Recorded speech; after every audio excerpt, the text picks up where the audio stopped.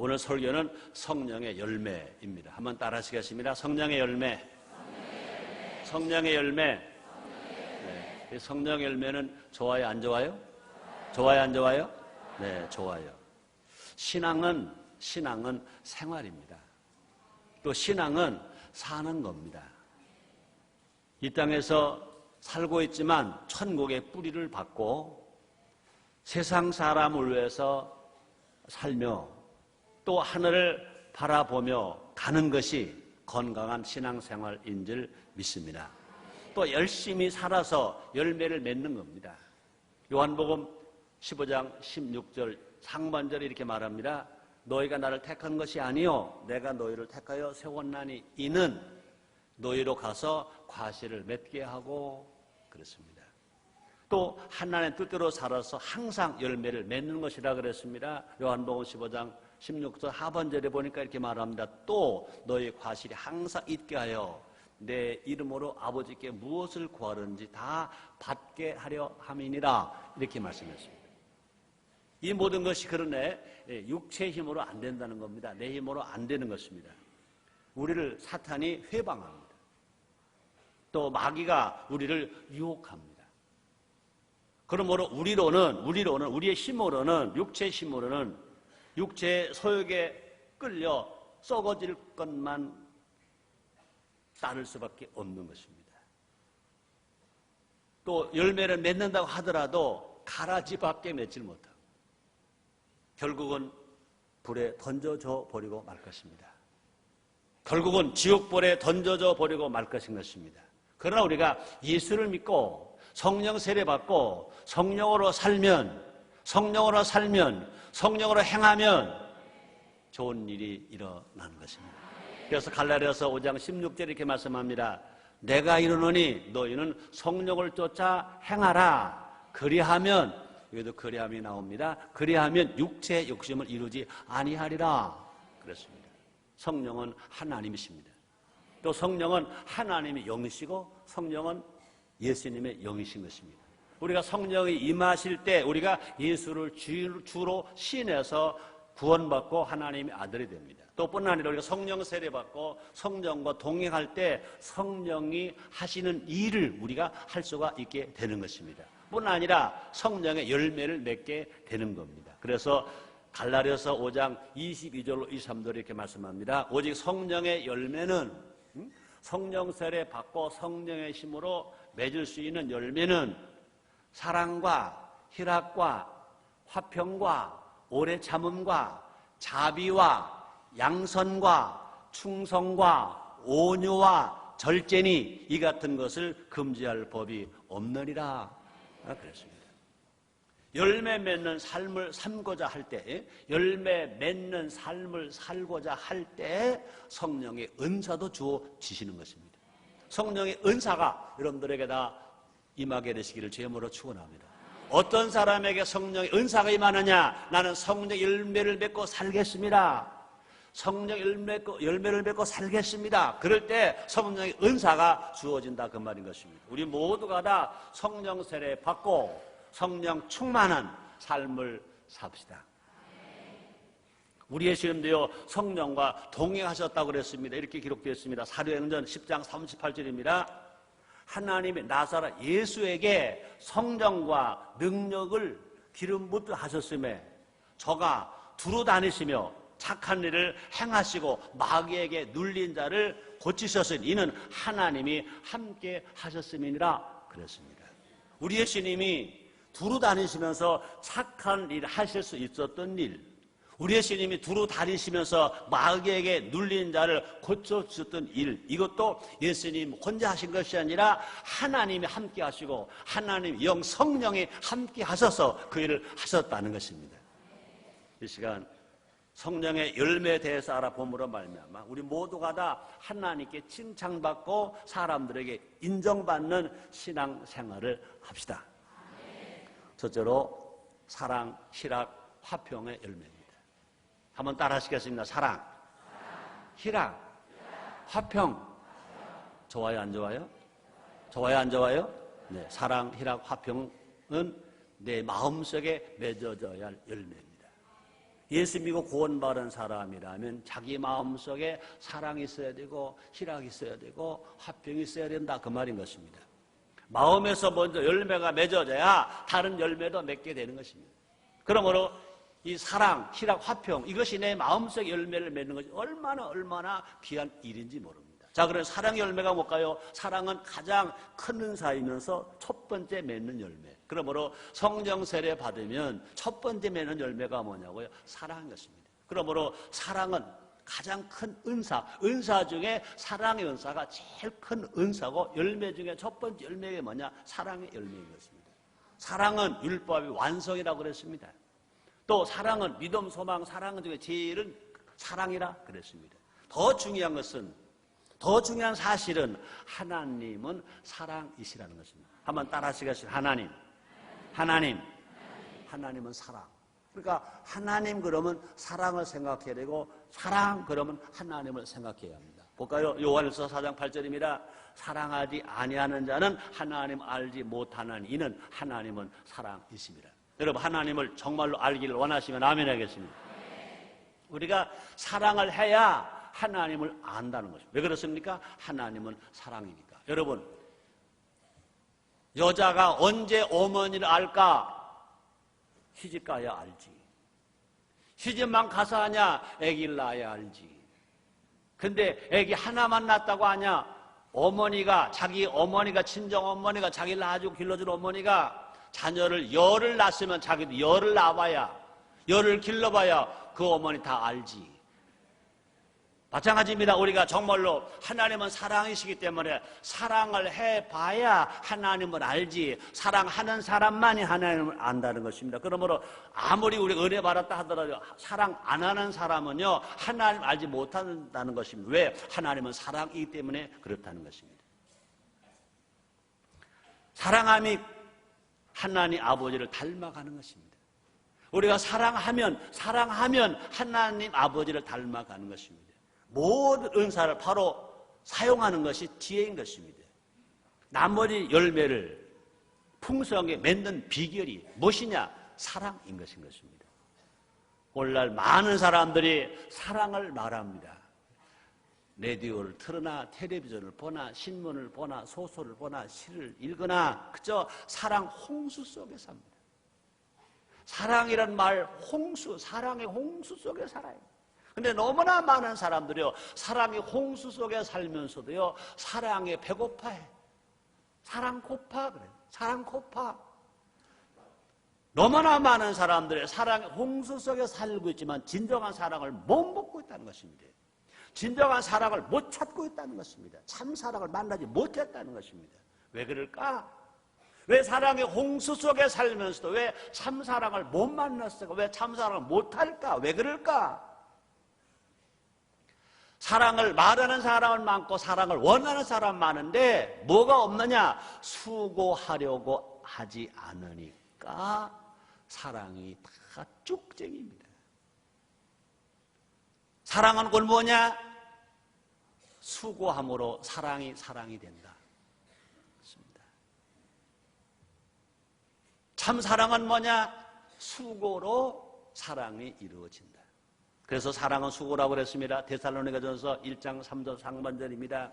너의 믿음의 역사와 사랑의 수고와, 믿음의 역사와 사랑의 수고와, 그렇습니다. 서로를 위해 수고하는 것, 이거 사랑이라고 그랬습니다. 그래서 갈라디아서 5장 13절입니다. 형제들아, 너희가 자유를 위하여 부르심을 입었으나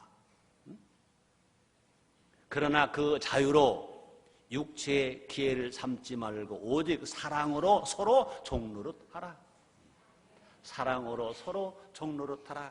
서로 사랑하라 말씀합니다. 사랑으로 수고하라는 것입니다.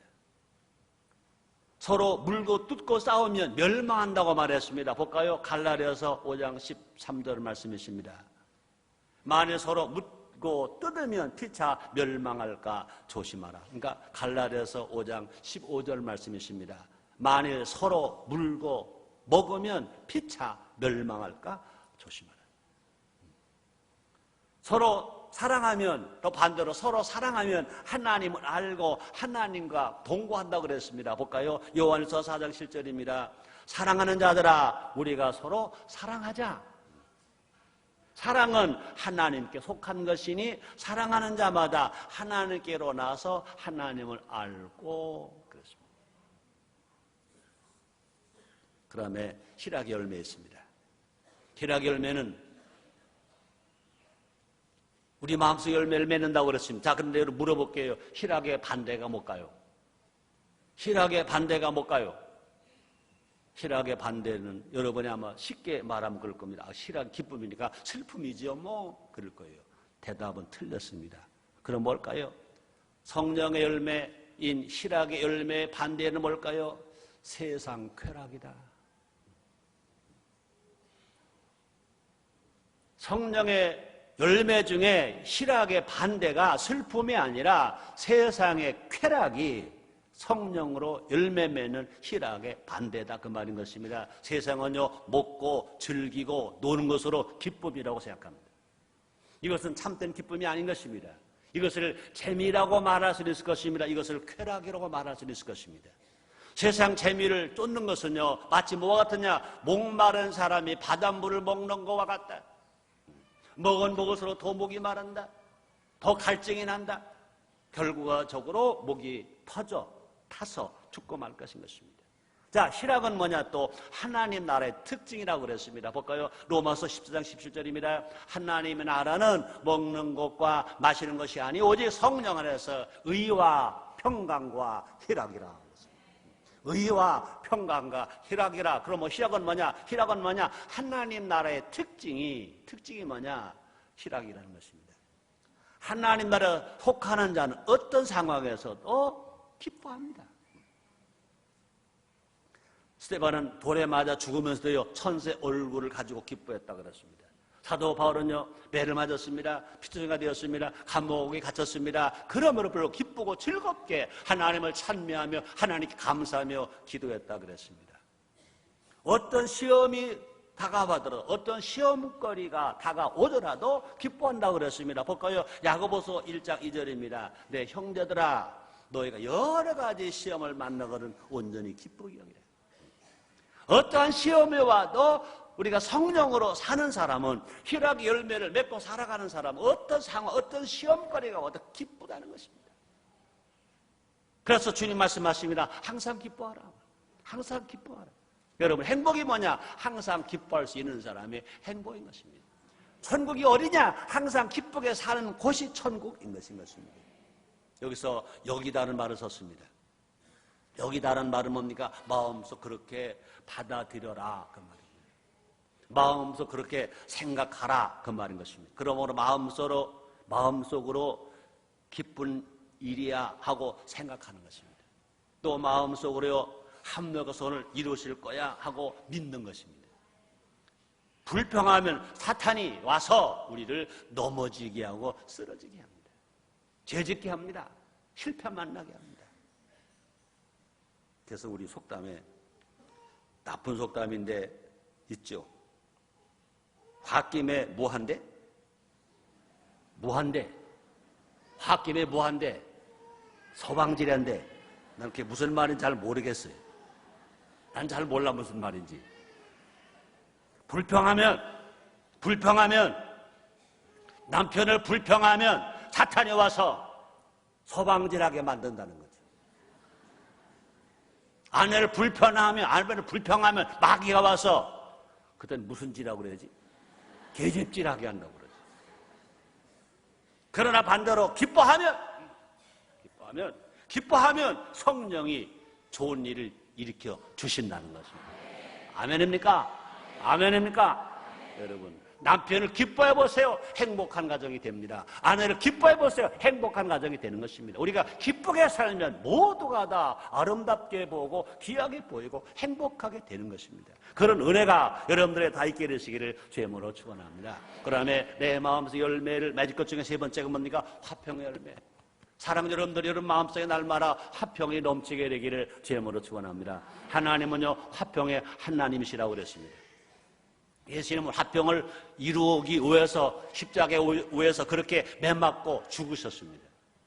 우리에게는요, 화평케 하는 직책이 주어졌다고 말씀합니다. 그래서 고린도후서 5장 18절 말씀이십니다. 모든 것이 하나님께로 났나니 저가 그리스도로 말미암아 우리를 자기와 화목하게 하시고 또 우리에게 화목하게 하는 직책을 주셨으니, 우리 예수님께서는요, 우리를 하나님과 화목하게 하시고요, 그렇게 매맞으시고 그렇게 가시관 쓰시고 양손과 양발에 못을 박히시고 죽으셨습니다. 그러고 나서 우리에게 화목케 하는 직책을 주셨다고 말씀하셨습니다. 여러분, 우리 순복음인천교회가 성경적 효운동을 합니다. 성경적 효운동한 그 효의 정신이 뭘까? 한마디로 말하면 성경적 효의 정신이 뭘까? 주자로 말하면 뭘까? 화평. 한번 따라하세요. 화평. 애기야, 미안하다. 내가 큰 소리를 내서 설교를 하니까 놀래서 그러는구나. 조금 작게 해볼게. 내가 큰 소리로 설교하니까 지금 화평이 깨졌는가 봐. 여러분, 다시 말합니다. 성경적 효의 본질, 성경적 효의 정신은 화평입니다. 하모니입니다. 하모니. 하나님과 하모니, 노인들과 하모니, 어린 청소년들과 하모니, 가족들 간의 하모니, 나라와 국민이 하모니, 심지어 자연과도 하모니, 배고프고 어렵고 슬프고 애로운 사람들과 하모니, 지역 간의 하모니, 계층 간 하모니, 세대를 뛰어넘는 하모니. 하모니까 말고 하모니. 서로 하모니를 이루어 화해와 평화를 이루어가는 것, 이것이 뭐냐? 성경적 효인 것 아시기를 바랍니다. 근데 우리가 화평의 열매를 맺으려면 어떻게 해야 할까? 화평의 열매를 맺으려면 어떻게 해야 할까? 미움의 가지를 잘라야. 그래서 톨스토이가 이런 말을 했습니다. 서로 용서하라. 서로 용서하라. 이 세상에서 화평하게 지내는 방법은 하나밖에 없다. 그것은 용서하는 것이다. 근데 누가 용서하게 하느냐? 우리가 성령 세례 받으면 성령 충만하면요, 용서할 수 있습니다. 용서는 화평을, 또 화평은 평안을 가져다 준다 그랬습니다. 그래서 시편 37편 37 하반절에 보니까 화평한 자의 결국은 평안이로다. 화평한 자의 결국은 평안이로다. 화평케 하는 자가 하나님 아들의 일컬음 받는다고 그랬습니다. 마태복음 5장 9절입니다. 화평케 하는 자는 복이 있나니 저희가 하나님의 아들이라 일컬음을 받을 것이며, 예수님 말씀했습니다. 청결한 자는 복이 있나니 하나님을 볼 것이요. 근데 하나님을 볼 것 정도가 아니라 하나님 아들이라고 일컬음 받는다. 누가? 화평케 하는 자가. 화평케 하는 자는 복이 있나니 저희가 하나님 아들이라 일컬음을 받을 것이며 그랬습니다. 자, 두 번째입니다. 따라하시겠습니다. 오래 참음, 자비, 양선. 그래서 우리가 성령 세례받은 성령의 힘으로 오래 참을 수 있습니다. 자비할 수 있습니다. 양선할 수 있습니다. 자, 근데 오래 참음이나 자비나 양선은 대인 관계에서 맺어져야 할 열매입니다. 대인 관계에서 맺어져야 할 열매. 이 세 가지 열매가 풍성할 때 인간 관계에 성공합니다. 인간관계가 성공하면 정치도 성공하고 비즈니스 성공하고 예술도 성공하고 이 사회 다 성공할 수 있습니다. 오래 참은 열매. 그렇습니다. 오래 참으면요, 어쩔 수 없어서 참는 것 아닙니다. 내가 힘이 약하니까 참는다, 그거 아닙니다. 나와 상관없는 사람이기 때문에 그냥 내버려 둔다, 그것도 아닌 것입니다. 자, 오래 참는 건 뭘까? 한 사람을 향하여 꿈을 갖는 겁니다. 지금은 악해도 십자가 앞에 돌아올 때 새 사람이 될 것이다 하고 생각해주고 꿈을 꾸는 겁니다. 지금은 힘이 없고 약해도 믿음의 역사가 될 것을 바라보는 것입니다. 믿음의 군사가 될 것을 바라보는 것입니다. 지금은 갈대처럼 흔들려도 분명히 반석 같은 믿음으로 살 것을 기대하며 살아가는 것입니다.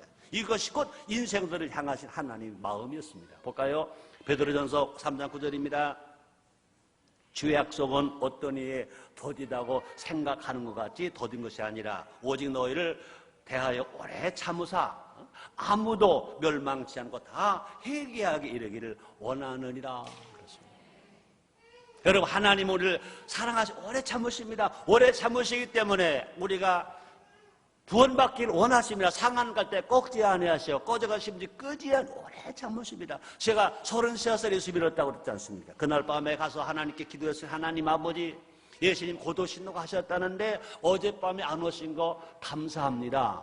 고맙습니다. 그랬습니다. 만약에 예수님이 어젯밤에 오셨다면 내가 구원받지 못하고 지옥 갈 건데 내가 예수 믿고 구원받을 때까지 기다려 주신 거 감사합니다.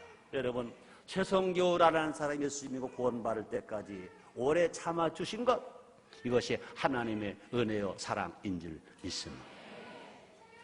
마찬가지로 여러분, 아직도 구원받지 못한 여러분의 가족, 친척, 친구, 이웃들이 구원받을 때까지 우리 하나님은요 오래 참고 계신 것 믿으시기를 바랍니다. 그뿐이 아닙니다. 예수 믿고 구원받은 우리들일지라도, 은혜를 받은 우리들일지라도요, 하나님 보시기에 말도 안 되는 잘못된 범죄를 하고 있습니다. 그냥 우리의 생각 같으면 쳐서 작사를 낼 건데 하나님은 오래 참으시는 겁니다. 왜? 돌아오라. 어서 돌아오라. 어서 돌아오라.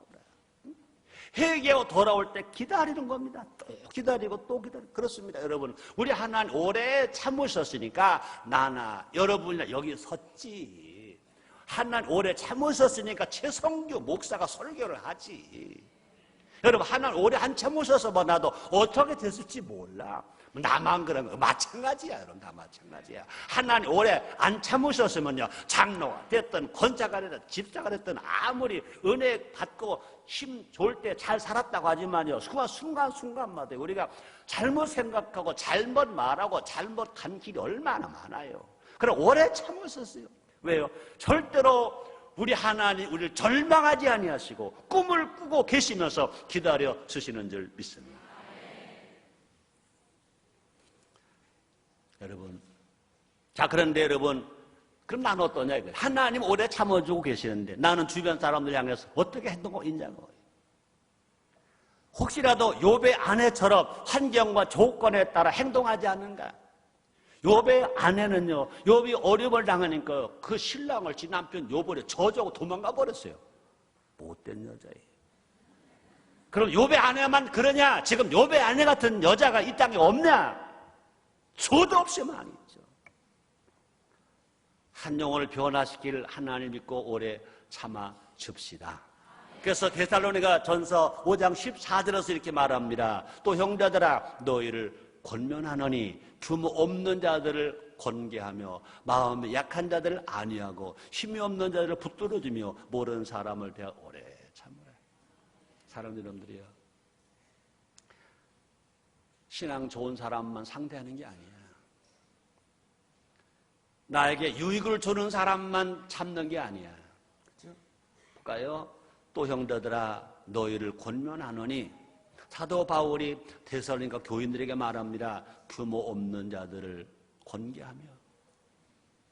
규모 없는 자 누구일까? 주책 없는 사람들, 대책 없이 막 살아가는 사람, 그런 사람들 어떻게 하래? 권계하며. 그 다음에 마음이 약한 자들을 안위하고. 난 못해, 난 못 살아, 자살 위기에 있는 사람, 절망에 처한 사람, 이런 사람 어떻게 해주래? 안위해주고. 그 다음에 힘이 없는 자를, 물질에 힘도 없고 건강에 힘도 없고 빼기 힘도 없고 권세 힘도 없는 사람들을 어떻게 하고 붙들어주며, 그래서 모든 사람을 대하여 오래 참으라. 여러분, 희망이 있으면 오래 참을 수 있습니다. 꿈이 있으면 오래 참을 수 있습니다. 그 다음에 자비 열매가 있습니다. 대인관계 속에서 내가 맺어야 할 열매, 자비 열매. 그래서 자비가 뭐냐? 단순히 불쌍히 여기는 마음이 아닙니다. 이 자비, 이것은요, 세상 사람들도 한 말, 그죠? 그냥 불쌍한 사람 불쌍히 본다, 그거는요, 세상 사람들 하는 거예요. 그러나 성경적 의미에서 자비는 뭘까? 자기 희생이 있는 실천입니다. 자기가 희생하면서 실천하는 것이 자비지. 난 손해를 안 봤어. 난 희생이 없어. 난 친절이 없어. 그것은 절대로 자비가 아니라는 거죠. 자기 희생 있는 친절이 자비라는 거죠. 십자가는 하나님의 자비의 현장입니다. 하나님께서는 아들 독생을 위해서 십자가에 빌려 죽게 하셨습니다. 또 십자가는 예수님의 자비의 현장입니다. 당신이 뭘 깨트려서 인류를 구원하기 위해서 그렇게 희생하시고 죽으셨습니다. 하나님 독생자를 희생하시면서까지 우리에게 친절하셨습니다. 지금도 하나님은 자비로우십니다. 그래서 에레미야가 3장 22절로 23절 이렇게 말씀하십니다. 여호와의 자비와 긍휼이 무한하심으로 우리가 진멸되지 아니함이니이다. 이것이 아침마다 새로우니 주의 성실이 크도소이다. 이런 은혜가 아침마다 느껴지기를 제모로 축원합니다. 자고 났더니 안 죽었어? 아이고, 하나님의 자비 때문에 안 죽었어? 그러니까 할렐루야. 우리 모두 자비로 옷 입읍시다. 이웃을 향해 자기 희생이 있는 친절을 베풀자는 것입니다. 그래서 누가복음 10장 36절로 37절에 이렇게 말씀하십니다. 네 의견은 이 세 사람 중에 누가 강도 만난 자 이웃이 되겠느냐. 가로되 자비를 베푼 자니이다. 예수께서 이르시되 가서 너도 이와 같이 하라 하시니이다. 특히 가난한 자 있습니다. 소외된 자 있습니다. 고아와 과부가 있습니다. 홀몸 노인이 있습니다. 애군 근로자가 있습니다. 그런 자들에게 자비해야 된다는 겁니다. 우리 순복음 인천교회가 성경적 효 7번째가 뭡니까? 이웃사랑 인류 봉사인 것입니다. 어려운 사람, 고아와 과부와 가난한 사람, 병든 사람, 아직도 구원받지 못한 사람, 예수를 만나지 못한 사람들에게 찾아가서 복음을 전해주고, 찾아가서 먹을 것을 주고, 찾아가서 부비를 주고, 그들을 돌봐주는 것, 이것이 진정한 우리 하나님 원하시는 자비가 되는 줄 믿습니다. 근데 감사하게도요, 자비를 하는 자에게는요, 더 큰 친절이 되어서 되돌아온다고 말씀합니다. 볼까요? 잠언서 14절 21절 말씀이십니다. 그 이웃을 없인 여기는 자는, 잘 들었어요. 그 이웃을 없인 여기는 자는 죄를 범하는 자요. 빈곤한 자를 불쌍히 여기는 자는 복이 있는 자니라. 내가 누구를 안 죽였어도, 도둑질 안 했어도, 사기를 치지 않았다 하더라도 이웃을 업신 여기면 그것이 죄를 범하는 자라고 말씀합니다. 반대로 빈곤한 자를 불쌍히 여기는 자는 복이 있는 자라 말씀하십니다. 그 다음에 대인관계에서 맺을 열매, 양선의 열매가 있습니다. 양선이란 하나님의 선하심을 닮는 거라고 그랬어요. 하나님의 선하심을 닮아가는 삶. 이것이 뭐냐? 양선인 것입니다. 하나님을 닮아 의로운 선을 행하는 것입니다. 우리가 하는 선행이 말씀에 비추어서 의로워야 양선이라는 것입니다. 인간은 선을 행하면서도요, 마음에 악을 품을 수 있습니다. 욕심 때문에 누구에게 보여주려고, 신문에 날려고 선을 베풀 수 있습니다. 그것은 절대로 양선이 아니라는 겁니다. 우리 성도들은 선한 일을 행하기 전에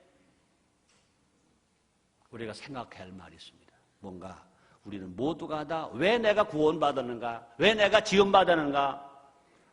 선을 행하기 위해서 지음받은 존재로 성경은 우리에게 말씀하고 있는 것입니다. 볼까요? 에베소서 2장 10절입니다. 우리는 그의 만드신 바라 그리도 예수 안에서 선한 일을 위하여 지으심을 받았나니.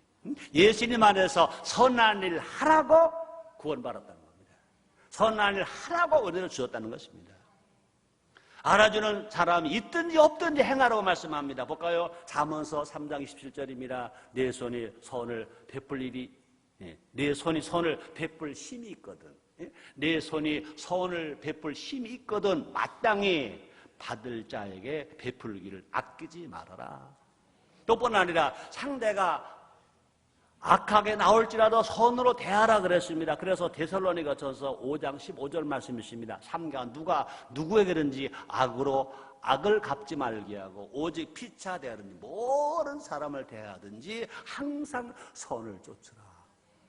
보실 겁니다. 상대가 나쁜데요, 상대가 악한데요, 상대가 손을 끼치는데요, 그럴지라도 주님 말씀하십니다. 삼가 누가 누구에게든지 악을 갚지 말게 하고 오직 피차 대하든지 모든 사람을 대하든지 항상 선을 쫓으라.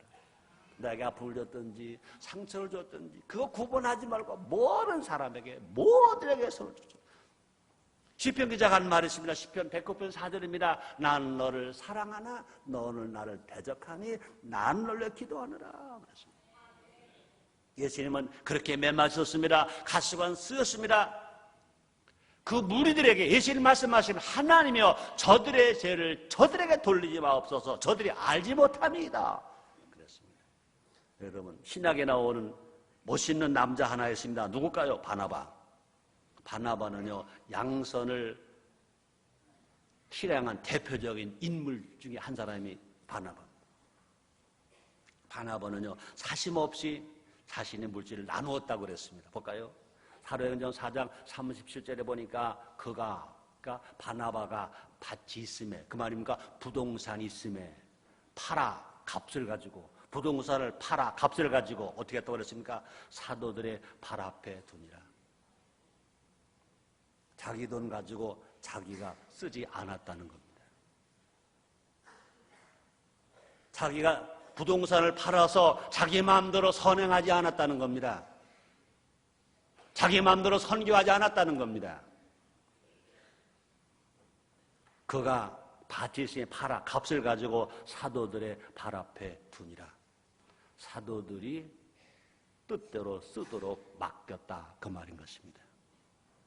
가끔 보면요, 선교라는 미명으로 교회 속해 있으면서도 교회와 상관없이 교회와 상의하지 아니하고 자기 마음대로 합니다. 그것이 과연 선교일까? 자기 자랑일까? 깊이 생각할 것을 오늘 우리에게 말씀하십니다.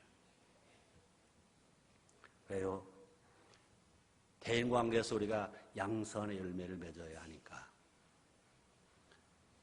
바나바는요, 모두가 애면할 때 바울에게 선을 베풀었습니다.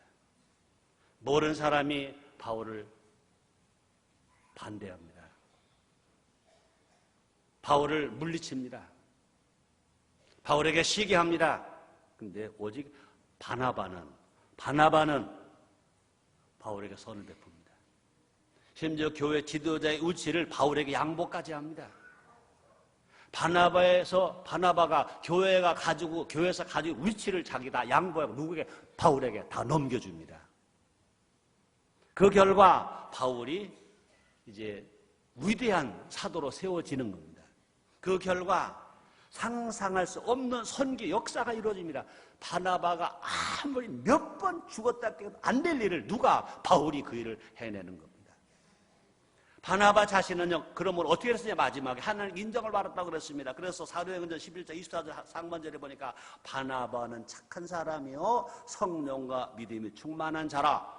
하나님이 그 바나 보고 말합니다. 바나바는 착한 사람이라. 바나바는 성령과 믿음으로 충만한 사람이다.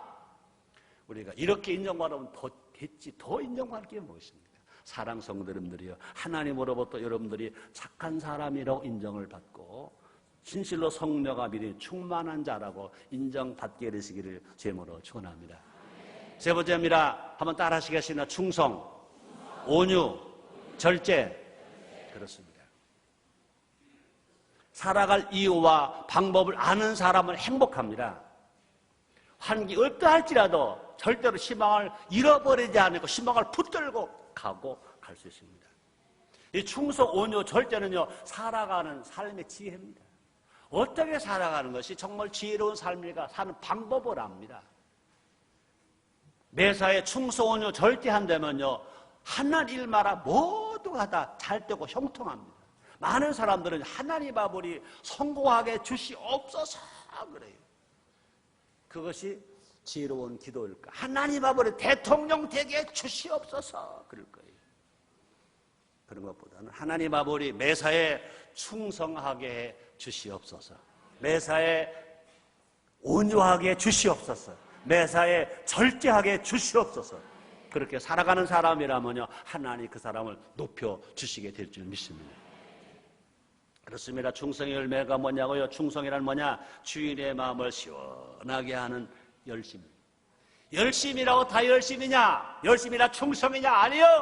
주인의 마음을 시원하게 하는 열심이 충성이라는 것입니다. 여기서 중요한 단어는 뭡니까? 열심이 아닌 것입니다. 무조건 열심히 한다고 해서 그것이 그 충성은 아닌 것입니다. 주인의 뜻과 상관없는 열심은 충성이 아니라는 것입니다. 주인의 뜻에 합한 열심이 진정한 충성인 것입니다. 회사에서는요, 그 회사의 방침에 따라 열심히 해야 합니다. 봉사자는요, 봉사의 목적에 따라 열심히 해야 합니다. 모든 영혼은, 모든 성도들은요, 주님의 뜻에 따라, 말씀을 따라 열심히 해야 할 것입니다. 또뿐 아니라 사명 주신 분과 마음을 시원하게 하는 것이 참된 충성이에요. 자기에게 일을 맡긴 분, 자기 일을 맡긴 분에게 마음을 시원하게 하는 것이 충성. 그렇습니다. 그래서 잠언서 25장 13절에 이렇게 말씀하십니다. 충성된 사람은 그를 보낸 이에게 마치 추수하는 날에 얼음 냉수 같아서 능히 그 주인의 마음을 시원케 하느니라. 누가 이렇게 사셨냐고요? 예수님이 이렇게 사셨지. 예수님은요, 이 땅에 구세주로 오셨어요. 충성된 사자는 그를 보낸 이에게 마치 추수하는 날에 얼음 냉수 같아서 능히 그 주인의 마음을 시원케 하느니라. 여러분, 추수하는 날에 얼음 냉수, 여러분 아세요? 추수할 때 이 보리 볶아서 이것을 가루를 만들어서 거기다가 얼음을 넣고 그걸 보리가루 타서 소로니까 이제 보리가루가 미숫가루로 하더라고요. 거기다가 이 노랑에 누런 설탕 타서 져가지고 시원하네. 그게 뭐냐? 충성된 사자는 그를 보낸 이에게 마치 추수한 날에 얼음 냉수가 그 주인이 그 마음을 시원케 합니다. 이것이 충성이라고 그랬습니다. 과연 나는 충성스러운 사람인가? 그래서 고린도전서 4장 2절에 이렇게 말합니다. 그리고 맡은 자에게 구할 것은 충성이라 다른 건 아무것도 없다는 것입니다. 특히 가족과 구역 식구에게 충성스러운 거예요. 자기 가족에게 정말로 충성스러운 아버지요, 어머니요, 자녀인가? 구역 성도에게 정말 충성스러운 구역장인가? 구역 성도인가? 루스 그레엄은 이런 말을 했습니다. 싱크대 위에 이런 말을 붙여놓았다는 것입니다. 신적인 봉사가 하루 3번씩 여기서 이루어진다. 그러니까 싱크대는 제일 하루에 3번, 아침, 저녁, 점심 써야 될 거 아닙니까? 그러니까 신적인 봉사가, 그러니까 하나님께 하는 것처럼 하는 봉사가 하루에 3번씩 이 싱크대 위에서 이루어진다. 그러니까 자기 가족을 건강하게 챙기는 그 일을 마치 하나님께 대하듯이 그런 마음으로 한다는 것입니다. 멋지잖아요, 여러분, 자녀의 식탁을 만드는 것이 하나님께 예배드리는 그런 정신으로 식탁을 만들어. 왜? 누구를 위해? 가족을 위해서. 그것이 뭐냐? 주부의 사명이라는 거지. 그죠? 또뿐 아니라 일터에 가서 그것도 함께 힘들고 어려워도 자기 가족을 자기가 돌봐야 되기 때문에 게을리하지 말고, 낭비하지 말고, 방탕하지 말고 하나님을 섬기듯이 하나님이 준 그 직업을 위해서, 그 자기 가족을 위해서 헌신하라. 정말로 하나님 앞에 봉사하듯 신적 봉사를 일터에서 하라. 그것이 하나님 원하시는 건 아닙니까? 이런 것들이 뭐냐? 정말 이 사회를 맑고 밝고 건강하고 정직하게 살아가게 만들 것인 것입니다. 그러므로 작은 일에 충성할 때 큰 기쁨이 넘쳐날 수 있습니다. 이 사람들은 말합니다. 나중에 충성하지 뭐. 아닙니다. 지금 충성해야 합니다. 난 지금 아무것도 없거든. 있으면 충성할게. 아니에요. 지금 있는 것으로 하세요. 일회용 컵처럼 반짝 인생이 되어서는 안 될 것인 것입니다. 누가 보든지 보지 않든지 간에 사명을 감당하고 살아가는 것입니다. 우리에게는요, 예배의 사명이 있습니다. 전도의 사명, 양육의 사명이 있고, 우리 사명이 많이 있습니다. 또뿐 아니라 가정의 자녀를 잘 신앙으로 양육시키고 길러야 사명 우리에게 있는 것입니다. 자녀는 부모를 공경하고 잘 섬겨야 사명이 있는 것입니다. 자, 충성스러운 사람은 어디 가서도 빛이 난다고 그랬습니다. 볼까요? 요한계시록 2장 10절 하반절에 보니까 내가 죽도록 충성하라. 그리하면, 여기도 그리하면 있습니다. 그리하면 내가 생명의 면류관을 내게 주리라. 주님 말씀하십니다. 이제 온유 열매가 있습니다. 온유는 헬라어로 보면요, 길들여진 말, 길들여진 말. 하나님은 우리에게 큰 능력을 주셨습니다. 무한한 가능성을 주셨습니다. 문제는 우리가 자기 하고 싶은 대로 살고자 한다는 것, 이게 문제라는 겁니다. 자기 하고 싶은 대로 살면 큰 능력이 도리어 걸림돌이 돼서 그때 망할 수 있습니다. 무한한 가능성을 살리지도 못합니다. 죄인업에 빠질 수 있습니다. 그래서 이사야서 5장 21절 이렇게 말씀합니다. 스스로 죄롭다 하며 스스로 명철하다 하는 그들은 화 있을진저. 그랬습니다. 온유란 뭐냐? 성령과 말씀으로 나를 길들이는 것이 온유입니다.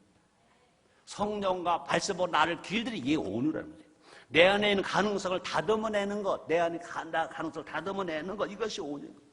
또 하나님의 능력을 말씀으로 조절할 줄 아는 것, 이것이 온유인 것입니다.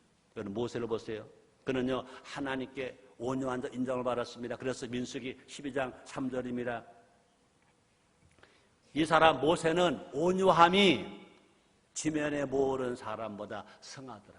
지구상에 살아있는 모든 사람보다 패나 모세가 온유하다는 것입니다. 모세가 처음부터 온유한 사람은 아니었습니다.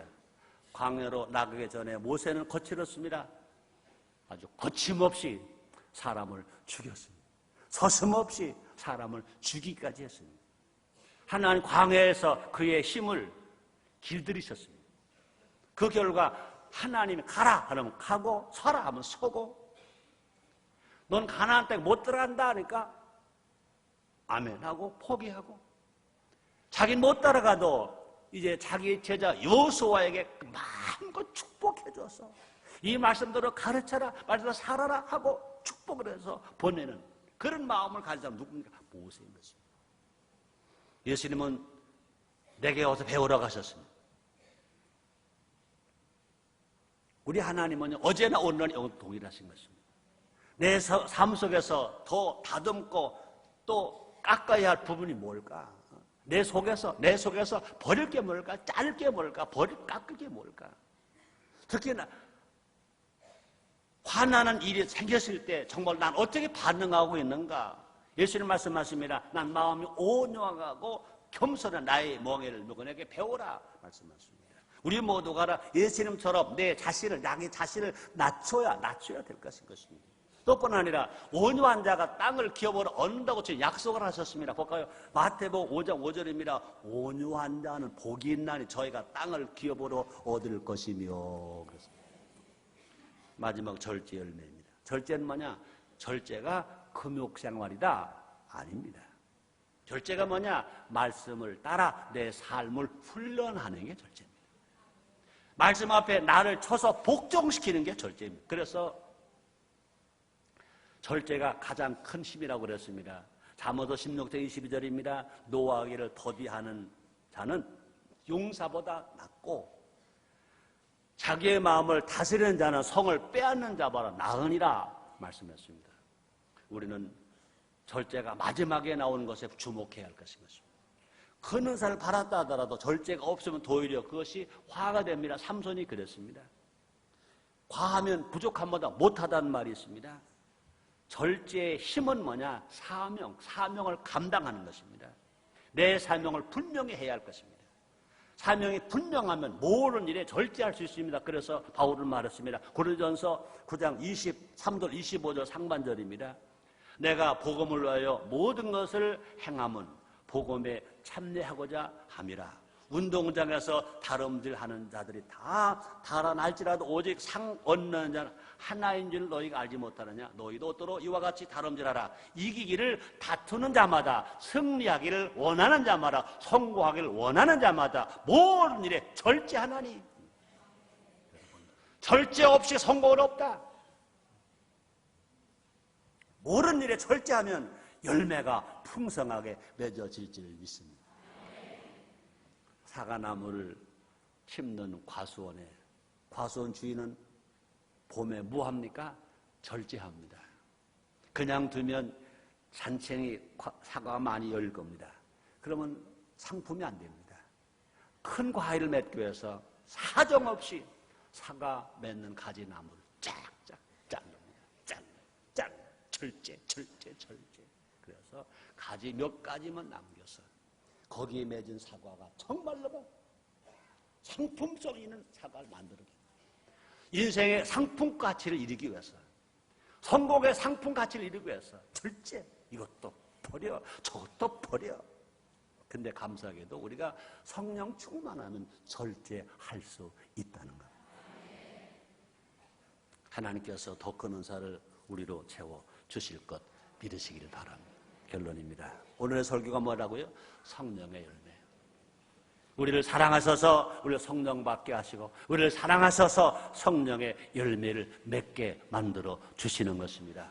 그러므로 기독교 신앙은 꽃 피는 것만이 아닙니다. 기독교 신앙은 열매가 중요한 것입니다. 그러므로 꽃만 펴도 안 됩니다. 잎만 무성해도 안 됩니다. 기독교 신앙은 열매가 맺어야 되는 것입니다. 열매를 맺기 위해서 꽃도 피고 잎도 있는 것입니다. 은사를 주시고 직분을 주시는 것도 열매 맺기 위한 것입니다. 아무리 말씀을 많이 알아도 성령의 열매가 없다면 무익한 것입니다. 성령 세례받고 충만하여서 풍성한 열매를 맺고 살아갈 때 하나님께는 큰 영광이 되고 이웃에게는 기쁨이 되고 나에게는, 자기에게는 큰 복이 됩니다. 기도하겠습니다. 하나님 감사합니다. 성령의 열매를 맺게 하시니 감사합니다. 예수님의 이름으로 기도드리옵나이다.